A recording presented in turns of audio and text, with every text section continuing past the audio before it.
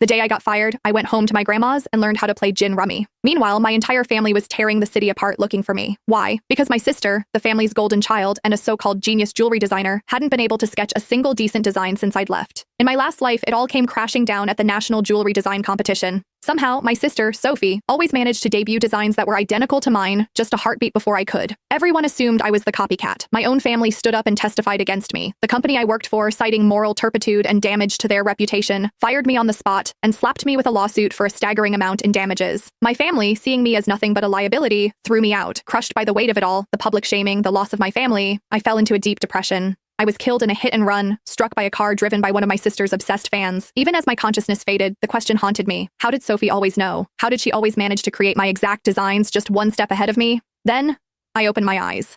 I was back. The day before the National Jewelry Design Competition. Sadie, you feeling confident about the competition?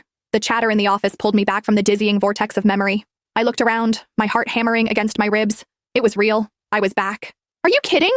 Sadie snagged the Designer of the Year award 3 times running, a colleague, Maria, said, giving me a playful nudge. She's got this in the bag. I managed a weak smile, unable to form words, because only I knew what was coming. In my last life, I submitted a design I had poured my soul into for days. On stage in front of everyone, I was branded a fraud. They displayed 2 sketches on the main screen. They were identical, down to the last delicate line of filigree on the setting. But the timestamp on the other submission was a full day before mine. And the artist? My dear sister, Sophie Walker. She stood in the audience, her eyes wide and red-rimmed, staring at me with a look of shattered betrayal. She brought a microphone to her lips, her voice trembling as it echoed through the auditorium. Sadie, how could you? If you were blocked, I would have helped you find inspiration. But to steal my work? Why? I was frozen. That was my design.